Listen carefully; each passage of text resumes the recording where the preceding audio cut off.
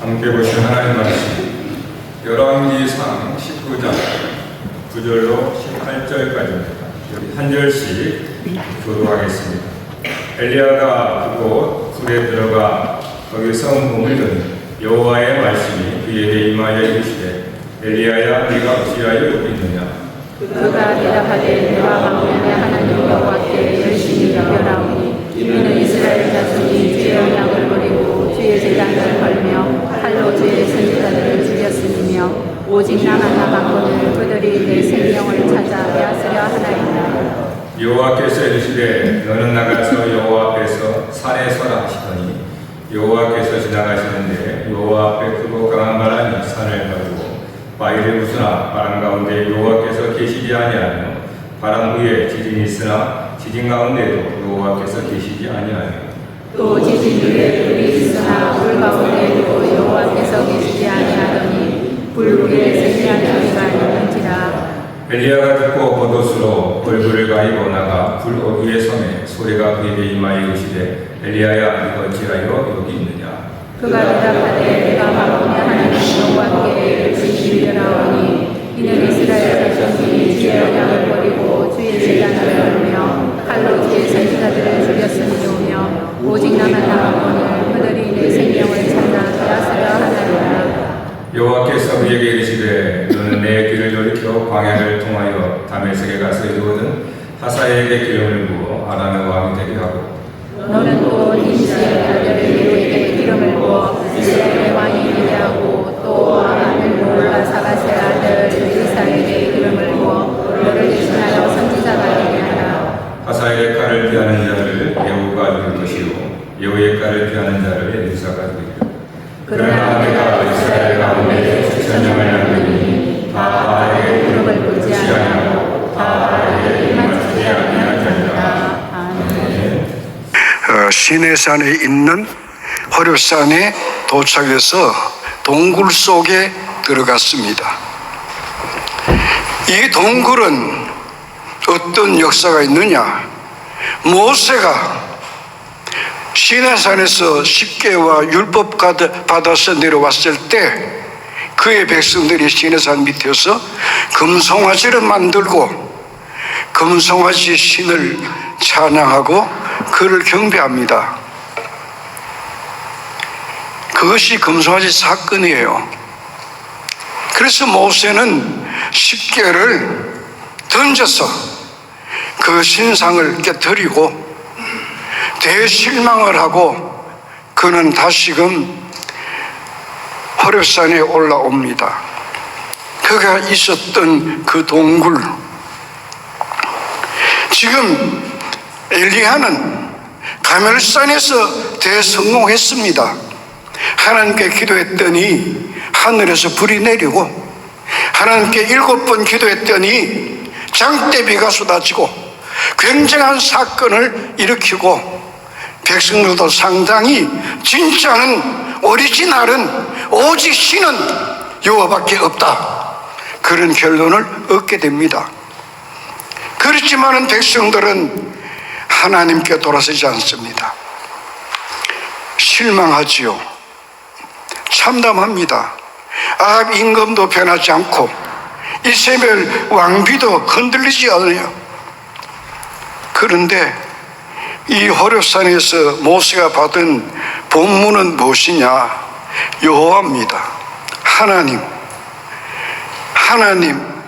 그 하나님이란 뜻은 누구예요? 그 이름은 여호와입니다. 여호와란 이런 뜻이 뭐예요? 스스로 있는 자, 자존자입니다. 현존하시는 하나님. 내가 있으라고 있는 분이 아니고 가라고 해서 가시는 분이 아니고 하나님은 스스로 존재하고 계시는 현존자이신 하나님, 그분입니다.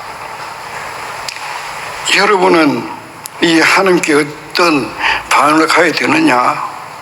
그 하나님 앞에 우리는 인격적인 현존자로 내가 서야 됩니다.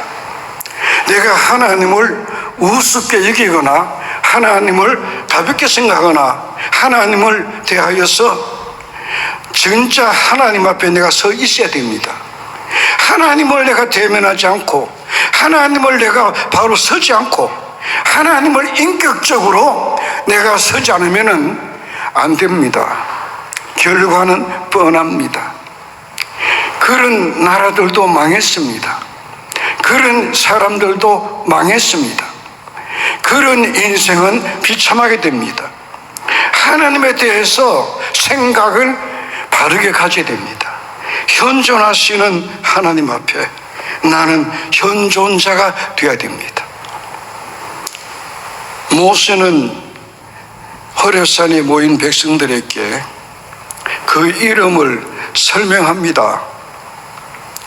그들은 그 이름이 낯섭니다. 여호와란 이름 처음 들어봤거든요. 금송아지는 잘 알아요. 바알도 잘 알아요. 그런데 여호와란 이름은 생소하고 처음 들었어요. 모세가 그 이야기합니다. 그들은 애굽에서 화려한 신전, 금송아지 우상, 대단한 제사장 제도, 그리고 사람들이 마음대로 움직일 수 있는 신, 사람들이 만들 수도 있는 신, 사람들이 생각하는 신, 그런 신이 애굽의 신이었고 세상 나라에 속한 신들의 모습이에요. 그런데 이 모세가 그런 신으로부터 이제 이 백성들을 떼내야 됩니다. 예측할 수 없는 하나님, 하나님은 사람이 하나님을 따를 수도 없고 그들이 애굽의 종교 문화에 있었던 저들은 완전히 하나님을 모르고 있습니다. 하나님을 알게 해줘야 됩니다. 모세의 사역은 하나님을 알려줘야 됩니다. 자, 그러면 여러분들은 눈치 있을 겁니다. 엘리야는 뭐 하는 사람이냐? 엘리야는 그 하나님을 백성들에게 알려줘야 되고 우상에 빠져있던 그들을 건져내야 되고 그들로 하여금 그곳에서 뜯어내야 됩니다. 끄집어내야 됩니다. 이끌어 가야 합니다. 그러니까 하나님께 우리는 모세가 순종하고 그 하나님은 똑바로 섬겨야 된다, 그렇게 이야기합니다. 그러니까 백성들은 이거 무슨 소리냐, 이게 틀렸잖아, 우리 애굽에서 봤잖아, 애굽은 신들이 애굽 사람들을 도와주는 거지 애굽 사람들이 신을 도와주는 거 아니야. 신이 애굽 사람을 도와주는 것이 금송아지 신이야. 그런데 무슨 모세는 뚱딴지 같은 소리 해? 처음 들어보는 말인데 여호와가 뭐냐 이름이. 아니, 그 이름 가지고 스스로 있는 자란 이름 가지고 있는 그 여호와가 뭐냐. 그러면서 신이 우리를 도와야지 우리가 신을 도와? 말도 안 돼. 투덜거립니다. 그 모세 시대가 지납니다. 딱 400년 지나죠. 400년 딱 지나고 그때에 엘리야도 가멜산에서 백성들에게 했던 하나님의 말씀은 여호와입니다. 여호와는 어떤 신이냐, 하나님은 어떤 신이냐, 우리가 어떤 신을 섬겨야 되느냐, 그 내용이에요. 설교했습니다. 여호와란 거죠. 그는 우리를 존재하게 하시고 그는 존재하시고 그는 현존하시고 우리는 그 앞에서 현존하는 존재로 살아가야 하고 존재의 모든 근원 되시는 여호와, 그분은 인격적이고 주체적인 현존자로 우리는 반응해야 된다는 이름이 여호와다. 현존하는 하나님 앞에 내가 현존해야 된다는 거죠. 정말로 우리는 상대하는 게 뭘 상대합니까? 여러분은 목사를 상대해서 신앙생활이 아니에요. 여러분의 상대는 하나님, 현존하시는 하나님을 내가 상대하고 신앙생활을 하는 거예요. 그게 신앙생활이에요. 그냥 남 따라가는 식이 아니죠. 남 따라서 뭐 장간다 하라죠. 그런 스타일이 아니야. 우리는 남 따라 장가는 게 아니야. 우리는 하나님 앞에, 그분 앞에 내가 와 있고 그분과 함께 내가 살아가는 것이 현존하는 이 신앙생활인데, 이걸 해야 됩니다. 엘리야 시대는 상당히, 그러면은 400년 지났으니까 종교가 발달했느냐? 그거는 완전히 발달이 아니에요. 더 엉망이에요. 오히려 그들은 어떠냐? 회중은 모세의 회중이나 다를 바가 없어요. 북이스라엘은 종교적 타락을 직면했죠. 그들은, 북이스라엘은 유다 왕조에서 떨어져 나온 거야.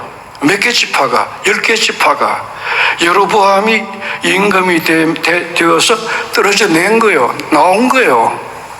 거기서 그들은 정치적으로만 분리가 아니죠. 그는 종교적으로도 이제는 예루살렘에 올라가지 마, 하나님을 찾지 마. 심지어 지금 와서는 어떠냐? 지금 와서는 우리는 바알을 숭배해. 바알을 숭배하면 잘 먹고 잘 살아, 이렇게 나오는 거야.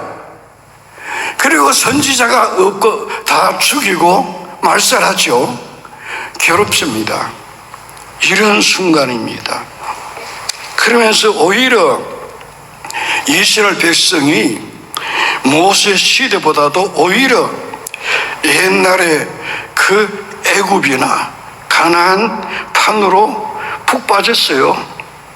선들이 어디 있었고, 바알과 아세라가 가장 두드러지고 그들을 섬기고, 그들은 바알은 우리가 마음대로 할 수 있고, 바알은 참 대단하고 착한 자야, 그렇게 하면서 변해간 것이죠.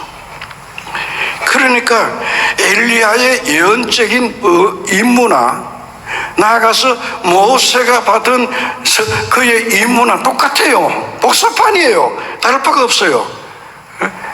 다른 신을 두지 말고 하나님은 내 형상도 새기지 말라고 했어요. 하나님의 형상을 새기지 말라고 했잖아요, 하나님께서. 그런데 엘리야는 어떠냐? 그때의 사람들이 얼마나 어려운지 몰라요. 힘들게 합니다. 모세가 호렙산에 갔습니다. 40주야를 걸어서 순례길을 갔습니다. 그는 가면서 많은 생각이 있겠죠. 정말로 생각을 많이 했을 거예요. 밤낮 40일 동안 걸어서 갔으니까 생각이 얼마나 많겠어요. 여러분, 생각을 해야 됩니다. 우리 신앙생활에 저는 생각합니다. 많은 생각에 빠져야 됩니다. 성경을 보고도 생각에 빠져야 되고, 설교를 듣고도 내가 많은 생각에 빠져 들어가야 돼요. 내가 삶에서 어려운 일을 당해도 생각에 빠져 들어가야 되고, 내가 좋아도 생각에 빠져 들어가서 나를 새롭게 만들어 가야 하는 것이 신자의 운명입니다. 지금 엘리야는 40일 밤낮 걸어가면서, 여러분 아는 곳이 있나요? 주머니 전대에 돈이 있나요? 돈도 없어요.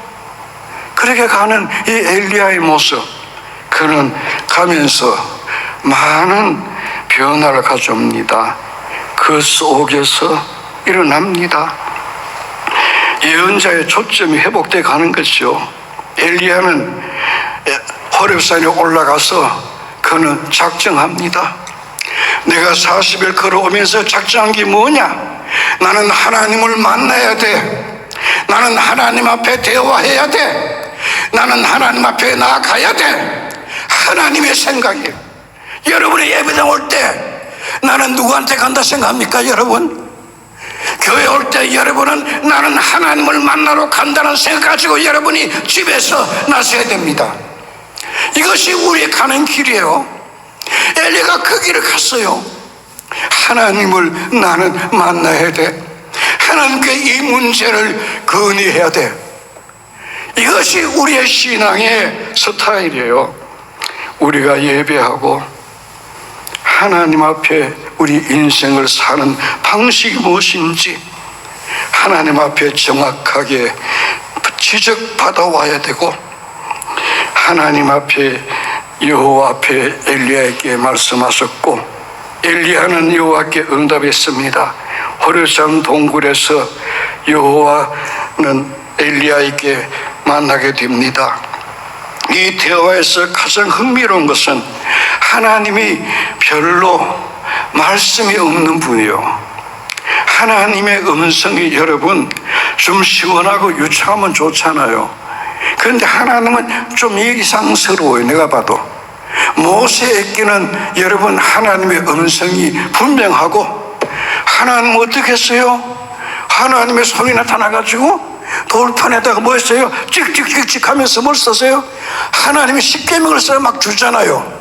굉장하잖아요. 똑똑하잖아요. 분명하잖아요. 그런데 엘리야에게는 세미한 음성, 하나님의, 저는 그걸 보면서 하나님의 놀라운 음성은 세미한 음성이다. 하나님의 음성은 그러신 분이다. 전 그것을 하나님은 숨쉬는 숨으로 말씀하셨구나, 그게 머리에 떠올라요. 하나님의 인간을 창조했어요. 만들었어요.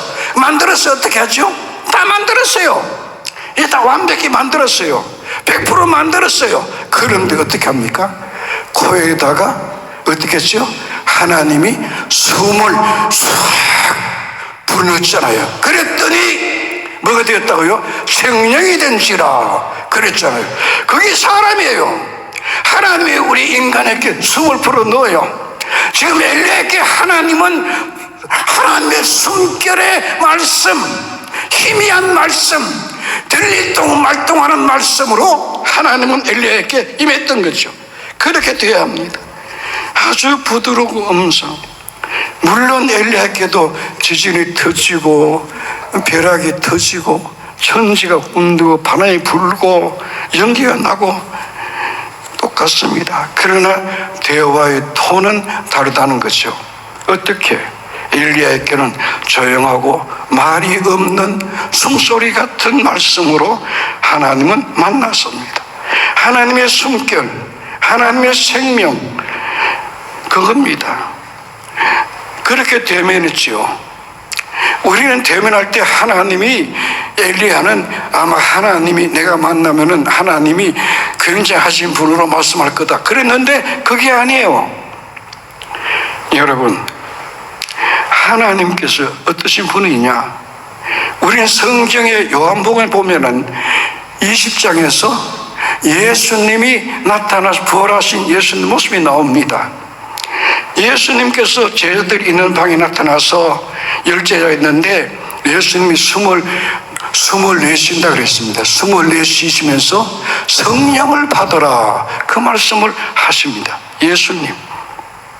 어쩌면은 지금 이 엘리야는 그 숨소리를, 말씀을 들었어요.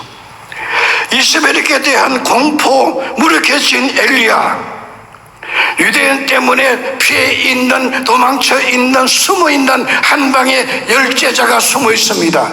거기에 오신 그 예수님, 무서워서 문을 잠그고 있습니다. 그런데 예수님은 그 방 가운데 나타나서 성령을 받아라, 예수님이 숨을 쉬시면서 그 말씀했잖아요. 똑같은 사건이에요. 여기에서 우리는 엘리야는 어떤 사람으로 변했느냐? 이제는 엘리야가 변합니다. 예언자적 소명을 감당합니다. 그는 예루살렘 한 골방에서 만났던, 그 예수를 만났던 열제자는 사도적 사명을 그들은 실천했습니다. 바로 그것이 변합니다. 엘리야는 이제 예언자의 숨결을 해보겠습니다.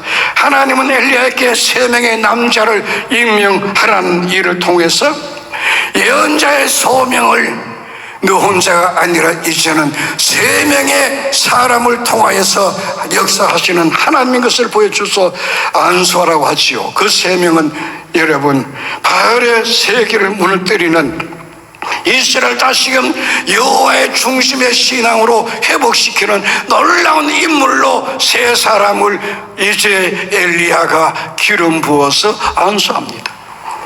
하사엘에게 기름 부어서 아람 나라, 바로 지금의 시리아죠, 거기에 왕을 삼고, 에후에게 기름 부어서 이스라엘의 통치자 왕으로 삼고 엘리야가 기름 붓습니다.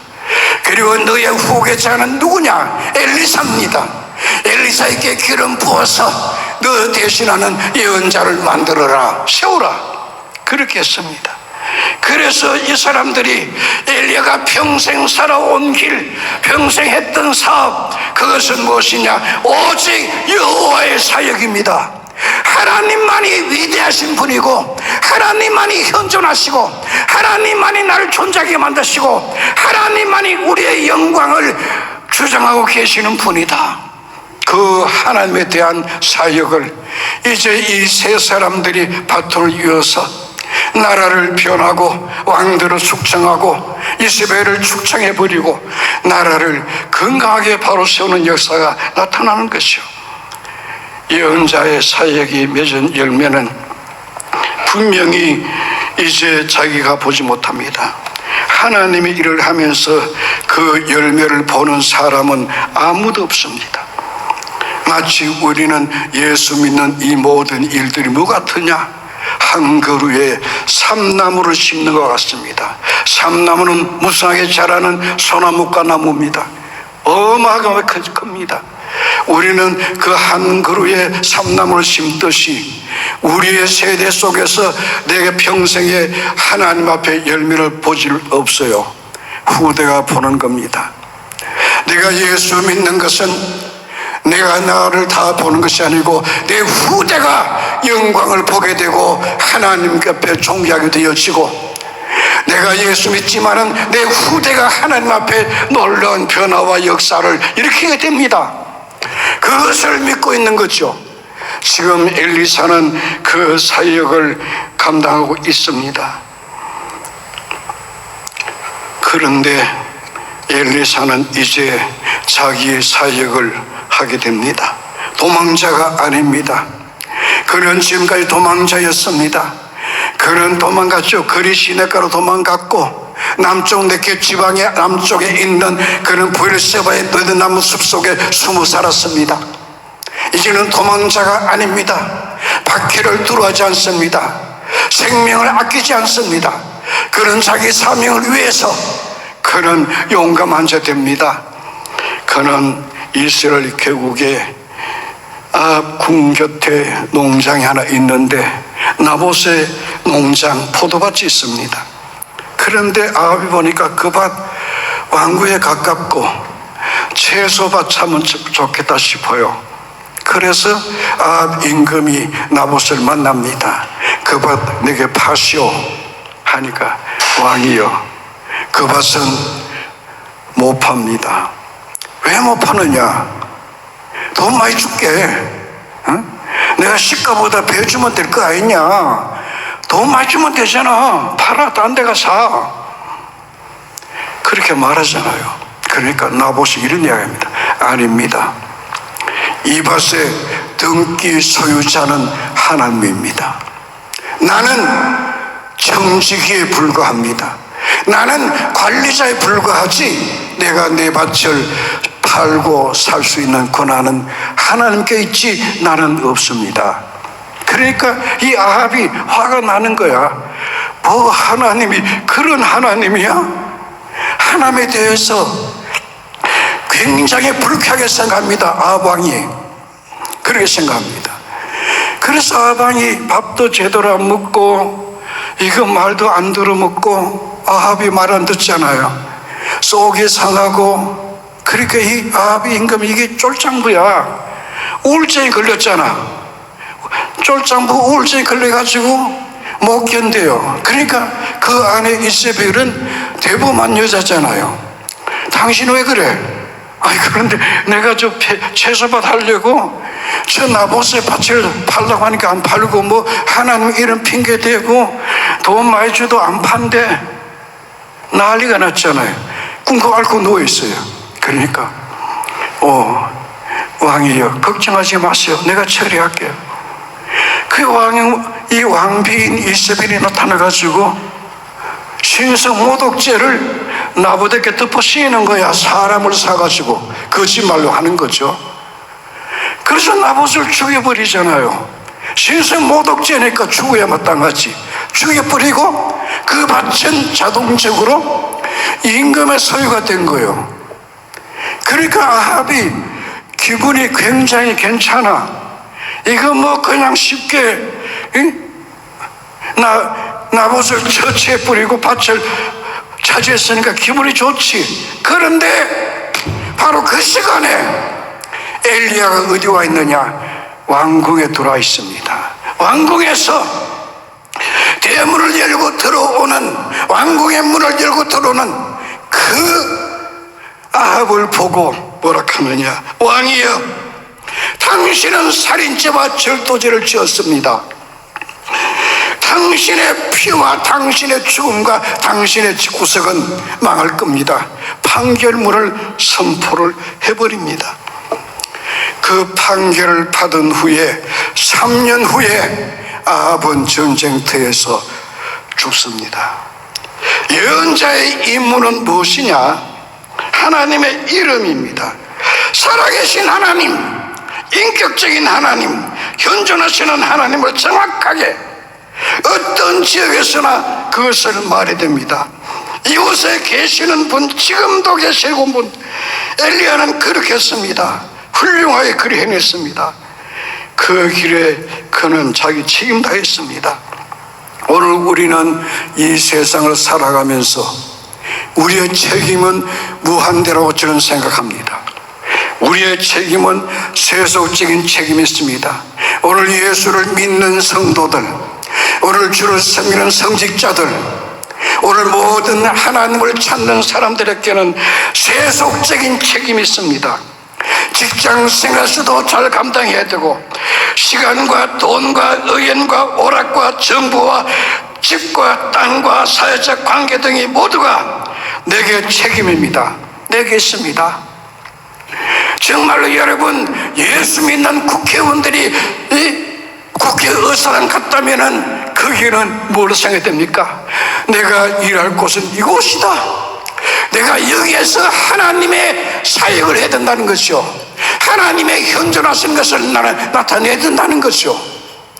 예수 믿는 자가 대통령이라면 내가 대통령으로서 여기에서 하나님이 나와 함께 하신 것을 나타내야 돼. 현존하시는 하나님을 보여줘야 돼.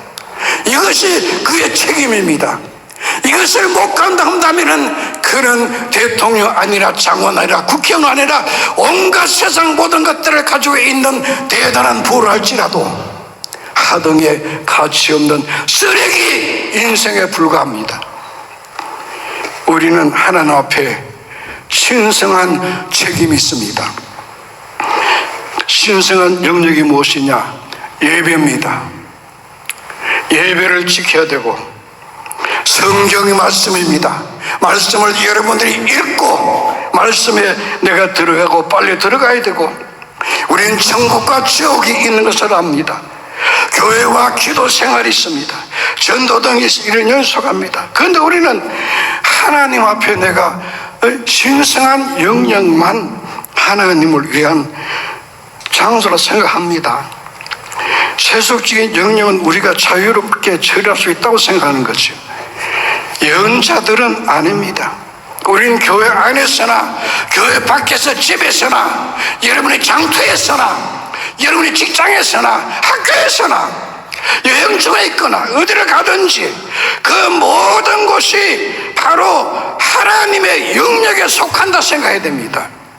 하나님의 영역이 아니라 하기 때문에 여러분들이 마음대로 하고 있잖아요. 거짓말도 하고 속이기도 하고 사기도 칠 수가 있고, 하나님의 모든 영역이 내 파운드 속에 다 있다는 거죠. 내가 사는 24시간 이겁니다. 예배당 가는 1시간만이 아니라 내가 살고 있는 하루 24시간, 이것이 하나님의 시간 속에 내가 살고 있다는 거죠.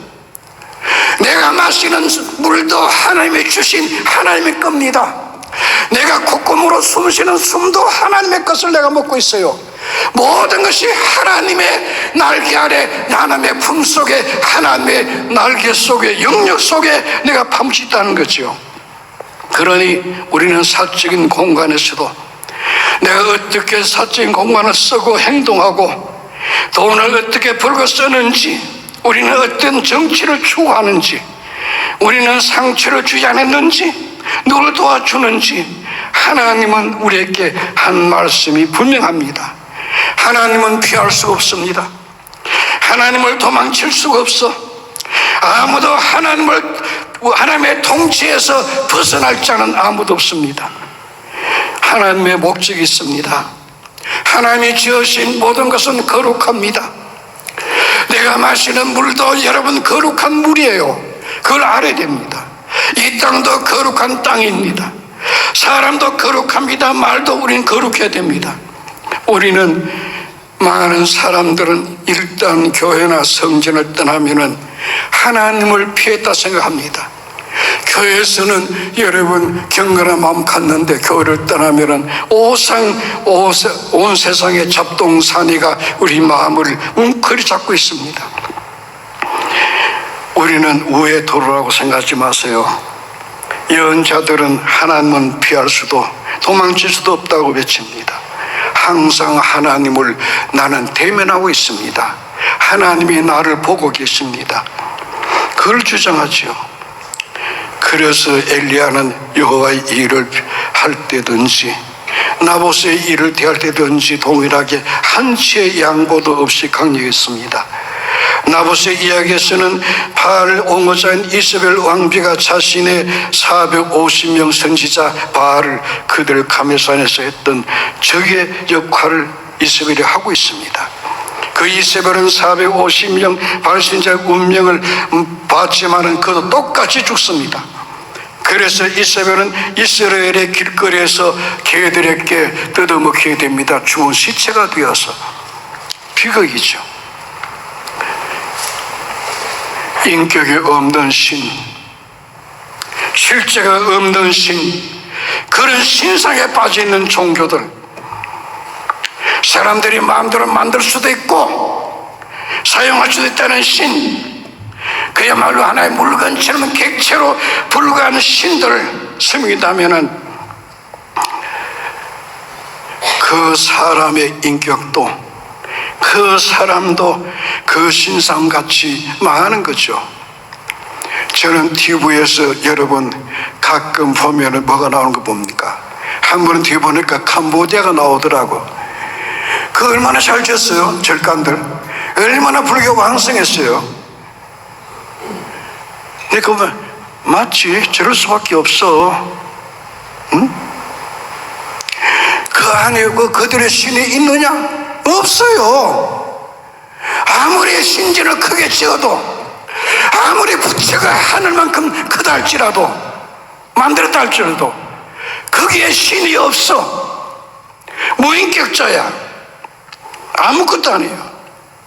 망하는 것도 그렇게 망하는 거예요. 그렇게 잘 지었던 사원들이 폐허가 되어버렸어요. 똑같아요. 지금 아합 왕이 망합니다. 그 집도 망합니다. 어쨌든 바알을 숨기하던 사람들, 이세벨들, 바알을 지지했던 그들은 엘리야 때문에 고생 많이 하고 망합니다.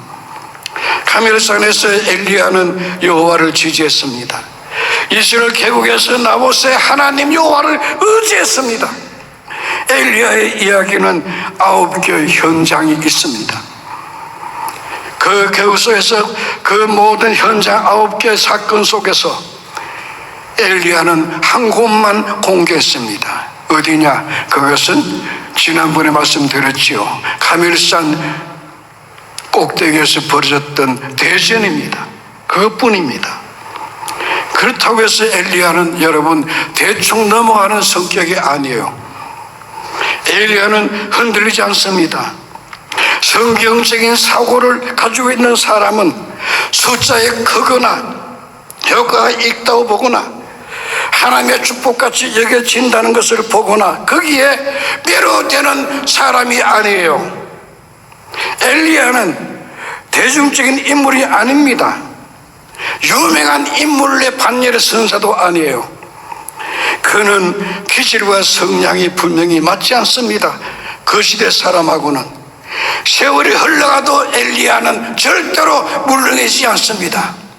그는 나이가 많아 늙어도 물렁이지 않습니다. 그는 쇠 같은 사람이죠. 우리는 우리의 문제를 이해해 주는 자를 굉장히 좋아합니다.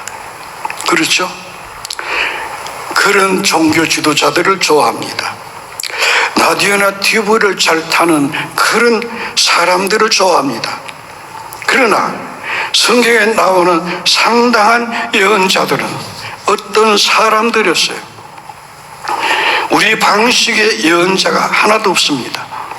하나님은 자기 인생에 짜맞추는 일에 익숙한 사람들에게 엘리야는 받아들이기 힘든 인물이죠. 우리는 하나님과 조금이라도 상관하고 싶다면 우리가 하나님께 내가 맞춰야 돼. 내가 하나님께 뜻을 맞추고 하나님과 생각하고 하나님의 말씀을 묵상하고 하나님께 나아가서 기도하고 하나님이 나를 어떻게 사랑하는지 하나님에 대해 관심을 기울여야 됩니다. 하나님이 나를 사랑하고 계시는 것을 확인해야 되고 하나님의 사람들과 함께 우리는 조금이라도 맞추어서 나가야 됩니다. 엘리야는 자기 시대의 문화에 적응하는 사리를 아는 사람이 아니에요.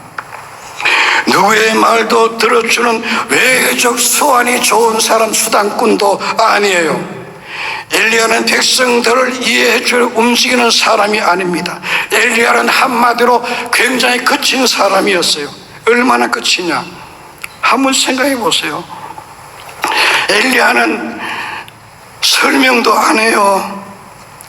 기도하지도 못합니다. 그런데 엘리야는 그 백성을 어디로 끌고 갑니까? 가멜산으로 끌고 갑니다. 가멜산은 여러분 신비의 가멜산이고 놀라운 하나님의 역사의 현장입니다. 하늘에서 불이 쏟아지고 하늘에서 비가 쏟아지는 그 가멜산을 만들어 버렸어. 그걸로 데려가. 그리고 엘리야는 어디로 그는 갑니까? 하나님의 사자가 분부한 대로 그는 한 끼를 잘 먹고 40지화를 걸어서 금식하며 갔는지도 모르겠어요. 나는 그 산에 올라가서 그는 하나님을 대면하잖아요. 하나님을 만나잖아요. 거기에서 놀라운 힘을 얻는 그 모습, 참으로 그는 우리를 그렇게 던져냈습니다. 아합은 길르앗 나못을 놓고 시리아와 전쟁을, 아랍과 전쟁합니다. 전차를 타고 전쟁합니다. 하설에 하체를 맞았습니다. 피가 흐르고 쏟아지고 난리가 났습니다. 그런데 부상을 입었지만은 왕은 괜찮은 모습을 보여주려고 담대했습니다.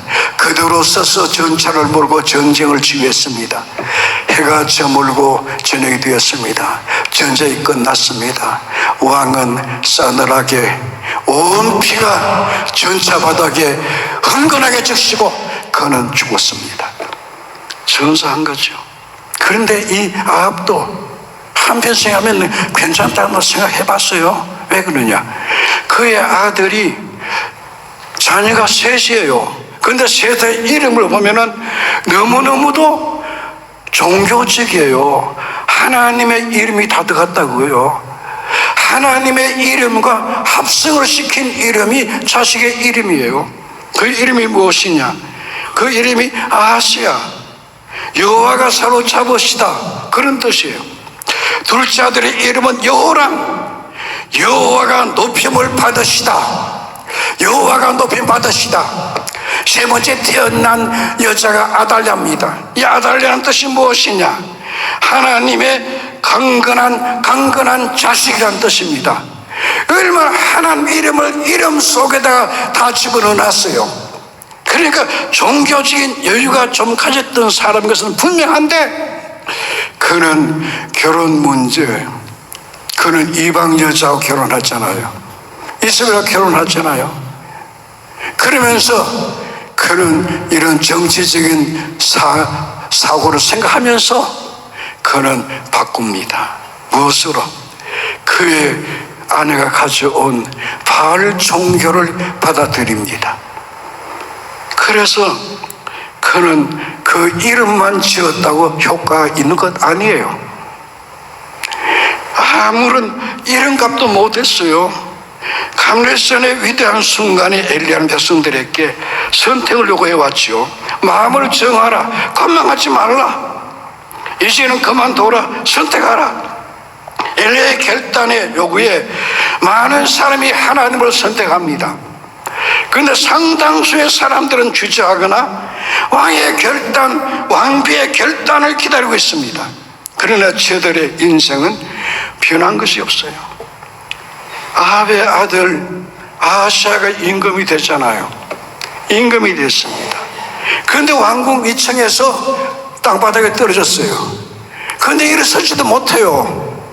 병상에 누웠어요. 큰일 났습니다. 왕이 그 모양이요. 그러니까 아하시아가 그의 밑에 있는 비서지를 통해서 에글론으로 사람들을 사절 보냅니다. 에글론에 가서 바알 신을 숭배하는 제사장에 가서 자문을 받아오라는 겁니다. 내려갑니다. 내려가다가 누굴 만나느냐?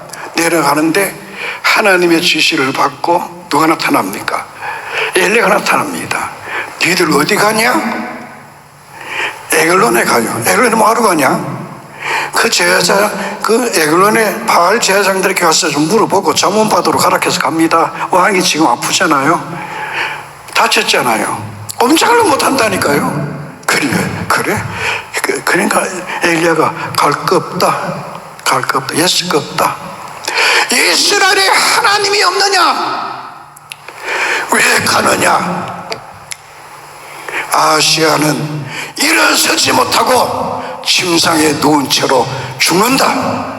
이게 하나님의 명령이다. 그랬어요. 그랬더니 이 사람들이 깜짝 놀라면서 돌아갔습니다. 돌아가서 임금이여, 우리가 아무리 봐도 그 양반이 엘리야 같은데 안 된다고 합니다. 이러한 말을 합니다. 그래 말 듣고 이 아하시아는 마음의 양심에 가책이 왔는지 저 아버지가 그렇게 죽고 지도 여러분 2층에서 괜히 떨어져 가지고 우리 창밖 왜 떨어지는 게 뭐가 있어요? 자살한 것도 아니잖아, 그죠? 자살도 아니에요. 왜 떨어져? 이거 아무래도 이상하다. 이거 종교 문제 아니냐? 하나님을 떠나고 바알을 숭배했더니 우리 집구석이 망하는 거 아니냐 지금? 그래 생각한 거죠. 그러면서 여호라, 수비대 50명을 지금 높은 산에 들어가 있는 엘리야를 모시고 오너라. 궁으로 모시고 오라는 거야. 근데 그 50명을 파송했어요. 파송했는데 누굴 만나느냐? 엘리야가 나타났습니다. 나타나서 책망하지요. 그런데 문제는 뭐냐? 하늘에서 불이 내려와서 50명을 홀딱 다 태워버렸어요. 기가 막히죠. 그러니까 또 이 아하시아가 두 번째 50명을 또 파송해요. 데려오라고 가서 아무래도 안 되겠다. 데려와야 되겠다. 데려오라. 또 하늘에서 뭐가 내려옵니까? 불비가 내려와서 다 태워버려요. 50명 또 태워버렸어요. 그런데 왕은 세 번째 또 50명을 또 보내잖아요. 50명이 또 갔습니다. 가서 이번에는 자세가 달라요. 수비 대장이 무릎을 땅바닥에 엎드리고 고개를 숙이고 간절히 이야기합니다. 나를 좀 존중해 주세요. 그 말은 뭐냐면 나를 죽이지 말라는 거야. 불러 태우지 말라는 거죠. 생명을 좀 봐달라는 거죠. 그러니까 옆에 있던 하나님의 사자가 엘리야에게 올라가라. 아하시아 왕을 만나라. 저렇게 예를 부끄러하니 올라가서 올라갔습니다. 올라가서 아하시야를 만납니다. 만나서 처음에 말했던 것과 똑같은 내용을 선포합니다. 그대로 그 아하시야는 죽습니다. 죽었습니다. 하나님이 그렇게 하시는 거예요. 비참한 역사지요. 그의 동생 요람이 왕이 됐습니다. 바알을 숭배합니다. 10년간 정치를 했습니다. 그런데 일어났습니다. 누구냐? 이제 에후가 나타납니다. 에후가 나타나서 무자비하게 에후는 숙청자입니다. 바알 신을 숭배하는 자는 다 죽여버립니다. 살해당했습니다. 그의 어머니 이세벨도 에후의 칼 아래 숙청이 됩니다. 그의 여동생 아달랴는 다윗 왕가에 가서 그는 그야말로 무섭게 그는 바알의 신전을 세우고 바알의 전도자가 되고 이스라엘을 유대 나라를 완전히 바알 천국으로 만들어 가려고 작정했습니다. 지금 6년 동안 그렇게 통치를 아달랴가 해먹었습니다. 그런데 제사장인 여호야다가 어떻게 하느냐? 백부장들을 불러서 궁에 있는 칼, 하나님의 성전에 있는 창과 칼을 주고 무기를 주고 창을 주면서 군대를 동원해서 어떻게 하느냐? 요아스를 왕을, 어린 7살 먼 놈을 다윗의 왕을 세우고 그 이세벨을 딸 아달랴를 숙청에 없애버립니다. 그렇게 끝났습니다.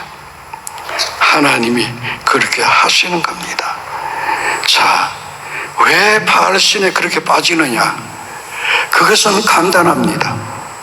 바알신은 중독성이 있습니다.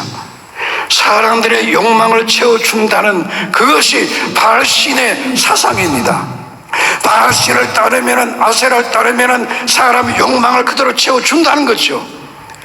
거기에 사람들이 현혹이 되었습니다. 거기에 빠졌습니다. 우리는 어떤 환경 속에서라도 하나님 앞에 어떻게 살아갈 것인가? 하나님의 사람들은 어떤 사람들이냐?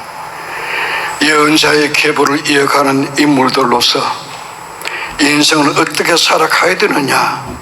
내 인생에 중요한 것이 무엇인지 대해서 이 세상이 가지고 있는 모든 것들에 물든 우리의 상상력을 이제는 정화되기를 원합니다. 깨끗게 하기를 원합니다. 성령 하나님은 계속해서 예언자를 사용합니다. 자기 백성들에게 익숙해 있는 거짓말, 망상으로부터 정화를 시키면서 나아가서 분리시켜서 이제는 우리 성령 하나님 어떻게 하시느냐? 예수 그리스도의 하나님이시요 우리의 아버지신 그분에게 대한 단순한 믿음과 순종과 예배의 길로 우리를 돌려놓으시는 분, 그 길은 이 세상에 존경하는 길도 아니고 보상해 주는 길도 아닙니다. 역사 속에서 우리에게 외치는 것은 무엇이냐? 하나님의 현존 앞에 내가 현존해야 됩니다. 나를 언제나 하나님 앞에 내놓아야 됩니다. 그게 기도 시간입니다. 기도 시간에 내 소원만 하나님 앞에 부르짖는 것이 아니에요. 기도하는 시간에 하나님 앞에 내 자신을 내놓고 내가 주님 앞에 서는 겁니다. 내 모습 그대로 보여주는 것이죠. 그래서 우리는 이 세상 길과 예수님 길과는 분명히 차이점이 있다는 것을 깨달으면서 믿음의 길을 걸어가는 자가 되어야 하겠습니다. 기도하겠습니다.